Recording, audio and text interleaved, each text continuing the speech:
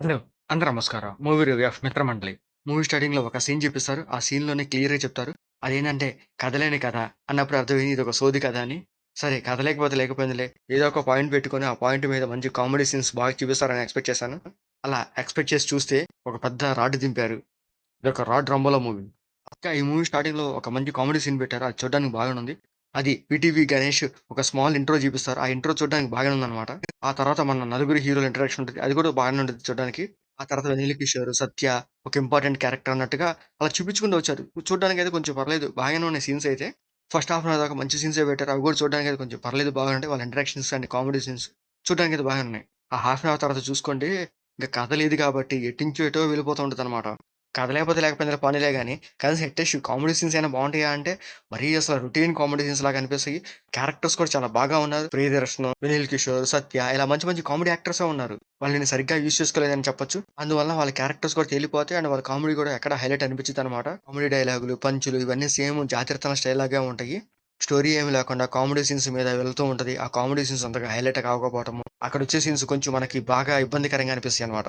ఈ మూవీ ఈవెంట్‌లో బ్రహ్మానందం గారు కనిపిస్తే, ఈ మూవీలో ఖచ్చితంగా బ్రహ్మానందం కొన్ని కామెడీ సీన్స్ ఉంటాయి. ఆ కామెడీ సీన్స్ చాలా బావుంటాయని ఎక్స్‌పెక్ట్ చేశాను. కానీ ఒక బాంబ్ పేల్చాడన్నమాట. అదేంటంటే బ్రహ్మానందం కామెడీ సీన్స్ లేకపోగా ఒక సాంగ్‌లో చిన్న క్లిప్‌లో చూపిస్తారన్నమాట. అది చూసి షాక్ అయ్యాను. ఏంటి బ్రహ్మానందం గారు ఇలా వాడుకుంటున్నారా అని. అంటే సినిమాలో ఇలాంటి క్యారెక్టర్స్ కోసం బ్రహ్మానందం గారు యాక్సెప్ట్ చేసి చేస్తున్నారా అని నాకు డౌట్ వచ్చింది. మూవీ ఈవెంట్‌లోను, ట్రైలర్‌లోను లేనిపోని హైప్ తీసుకొస్తారు. అంతా అయిపోయాక మూవీ థియేటర్‌లో చూసాక తెలిసిపోతది సినిమా అసలు ఏంటి అనేది. అదంతా హైప్ కోసమే తప్ప గాని సినిమాలో విషయం లేదని తెలిపోయిద్దన్నమాట.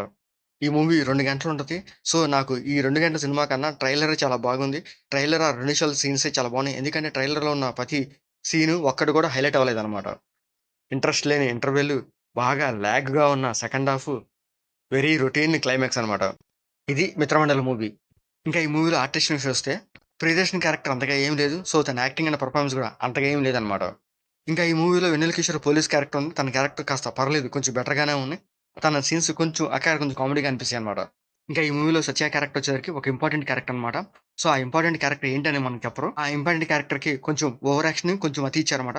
దానివల్ల ఈ క్యారెక్టర్ అసలు అంత ఇంపార్టెంటే లేదు. 'సత్యం' ఉన్నాడండి కాస్తో కూస్తో కొంచెం కామెడీ బాగుంటదని ఎక్స్‌పెక్ట్ చేశాను. అది మాత్రం బాగా డిసప్పాయింట్ చేసింది నన్ను. ఇంకా 'నిహారిక' క్యారెక్టర్ అయితే ఓకే. ఓకే లాగా అనిపిస్తది. తను ఒక హీరోయిన్ క్యారెక్టర్‌కి అంతే. అంతకన్నా ఏమి లేదన్నమాట మూవీలో. తనకి 1, 2 సాంగ్స్ ఉన్నాయి ఇంకంతే. ఇంకా ఈ మూవీలో సాంగ్స్ గూడా అంత ఎఫెక్టివ్‌గా ఉండవు. ఓకే. ఓకే లాగా అనిపిస్తాయి. ఏదో ఉన్నాయంటే ఉన్నాయి అనిపిస్తాయి అంతే ఇంకా. ఇంకా బీజీఎం గూడా ఓకే. ఓకే లాగా అనిపిస్తది. ఇంకా ఈ మూవీ టెక్నికల్ గూడా ఓకే. ఓకే లాగా అనిపిస్తాయి. అంత హైలైట్ అంటే ఏమి ఉండదు. ఈ మూవీ టీమ్ కంప్లీట్‌గా కాస్టింగ్ మీదే బాగా ఇన్వెస్ట్ చేశారు. కొంచెం కాస్టింగ్ తగ్గిచ్చేసి స్టోరీ మీద ఇంకొంచెం బాగా వర్క్ చేసుంటే బావుండేదనిపించింది. బ్రహ్మానందం గారు ఏదో ఒక సీన్‌లో కనిపిస్తారని ఎక్స్‌పెక్ట్ చేశాను. సో, ఆయన ఎక్కడ కనిపించలేదు. ఒక సాంగ్ క్లిప్‌లోనే కనిపిస్తారు. మూవీ టీమ్ చాలా ఫోకస్‌గా కాస్టింగ్ మీదే పెట్టారు. సో, స్టోరీ మీద, స్క్రీన్ ప్లే మీద ఇంకొంచెం వర్క్ చేసుంటే బావుండేదనిపించింది. ఇంకా ఈ మూవీలో బ్లడ్ సీన్స్ కానీ, అడల్ట్ సీన్స్ కానీ అట్లాంటివి లేవు. అట్లనే స్టోరీ కూడా ఏం లేదనమాట. మీకు నచ్చితే థియేటర్ చూడండి. లేకపోతే కొన్ని రోజుల్లో ఓటీటీలో రిలీజ్ చేస్తారు. ఓటీటీనే చూడండి. మీకు మా వీడియోస్ నచ్చితే లైక్ చేయండి, షేర్ చేయండి, సబ్స్క్రైబ్ చేసుకోండి. Thank you for watching.